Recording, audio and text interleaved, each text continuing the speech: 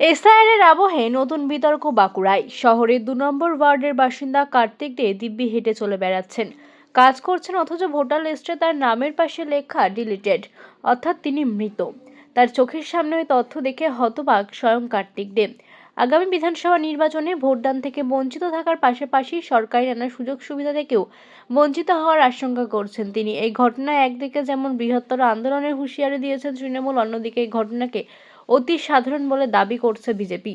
সংশ্লিষ্ট ভোটার কার্তিক দে বলেন যে দায়িত্বপ্রাপ্ত বিএলও আমার বাড়ির প্রত্যেকের এনুমারেশন ফর্ম পৌঁছে দিলে আমার নেই, আর তাদের সঙ্গে কথা বলে জানতে পারি ভোটার লিস্টে আমার নামের পাশে ডিলিটেড লেখা রয়েছে। এই ঘটনার পর তিনি যথেষ্ট আতঙ্কিত বলে তিনি জানান। অন্যদিকে বিষয়টি অতি সাধারণ ঘটনা বলে দাবি বিজেপির। দলের বাঁকুড়া জেলা সম্পাদক দেবাশিস লায়েক বলেছেন যে কোনো ভুল হয়েছে, নাম তোলা যেমন ব্যবস্থা রয়েছে তেমনি আইনি সহায়তা দেবে নির্বাচন কমিশন। যা হয়েছে তা অতি সাধারণ ঘটনা। এমনকি এই ঘটনাকে সামনে রেখে তৃণমূল বিভ্রান্তি ছড়াতে চাইছে বলেই তিনি দাবি করছেন। আমি ঘটনা কিছু জানি না। আজকে যখন ফর্ম দিতে এলো তখন দেখছি আমার নাম নেই, ডিলিট করা আছে। আমার ঘরে সবাইকার নাম আছে, হ্যাঁ, আমার ছেলে মেয়ে, আমার স্ত্রীর সবাইকারই নাম আছে, কিন্তু আমার নামটাই নেই। কি করে জানবো এখন? অফিসাররা কি করেছে আমি তো বলতে পারবো, ওরা কি করেছে আমি তো ঠিক বলতে পারবো। আমরা তো ধরো না, বলছে না লিস্টে ইয়াতে নাম নেই, আপনার ডিলিট করা আছে। আপনার নাম? কার্তিক দে। বলবেন কি? দেখুন, ডিলিটেড কোনো হয়তো অফিসিয়ালি সিস্টেমে কোনো ব্রেক বা কারো হয়তো মিস্টেক হতেই পারে। তার জন্য তার ব্যবস্থা করে তাকে তার লিস্টে আবার নাম তোলানোর ব্যবস্থা আছে, তার আইনি সহায়তা দেবে নির্বাচন কমিশন। এটার সঙ্গে তো কোনো একটা সাধারণ একটা সিম্পল ঘটনা, এটা হতেই পারে এক দুটা ঘটনা, রেয়ারেস্ট। এটা কোনো বিচিত্র কিছু নয়। তৃণমূল যেটা অভিযোগ করছে যে বিজেপি চাইছিল যে ভোটারদের নাম যাতে বাদ যায়, এই ধরনের একটা কার্যক্রম করার চেষ্টা করছে, কি বলবেন? দেখুন, ওদের সমস্ত কথাবার্তা ভ্রান্ত এবং সমস্ত নিজেদের মন গড়া কথাবার্তা। এই কথার কোনো নির্বাচন কমিশনের সাথে এদের কথা মানেনি, এবং সাধারণ মানুষ বা কারোর সাথে এদের কোনো লিঙ্ক নেই। এদের মানুষকে বিভ্রান্ত করে কাজ, এবং তারা নিজেরাই ফর্ম ফিল আপ করছে, ক্যাম্প বানিয়েছে।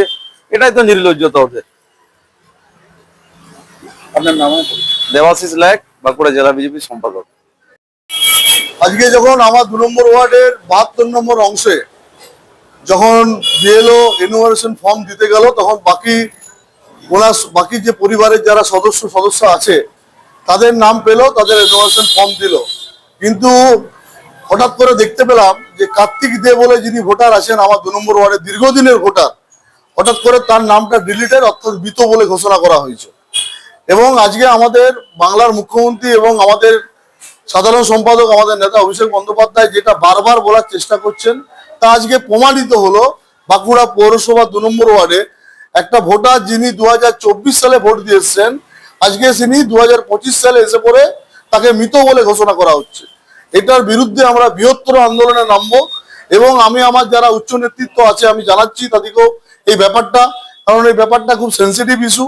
কারণ তিনি প্রকৃত ভোটার, যেটা মমতা বন্দ্যোপাধ্যায় আমাদের মুখ্যমন্ত্রী বলছেন যে এদের চক্রান্ত, বিজেপি ২০২৬-এর যেটা চক্রান্ত সেটা ধরা পড়ে গেছে, যে প্রকৃত ভোটারদের নামটা বাদ দিয়ে দেওয়া। আজকে আমার ওয়ার্ডে সেটা প্রমাণ হয়ে গেল যে প্রকৃত ভোটারের নাম দেখলাম ভোটার লিস্টে নেই। আমরা এর বিরুদ্ধে বৃহত্তর আন্দোলনে যাব। প্রয়োজন হলে আমাদের নেতা বারবার বলেছেন যে দিল্লি গিয়ে নির্বাচন কমিশনের অফিস আমরা ঘেরাও করব, তাও প্রকৃত ভোটারের নাম আমরা লিস্ট থেকে বাদ দিতে দেব না। স্থানীয় বাসিন্দা, দীর্ঘদিনের, তার মা বাবা, তার ছেলে মেয়ে দীর্ঘদিনের, প্রায় 40 বছর 45 বছরের বাসিন্দা। রাজীব দে, কাউন্সিলর ২ নম্বর ওয়ার্ড, বাঁকুড়া পৌরসভা। এটা বিজেপির একটা চক্রান্ত।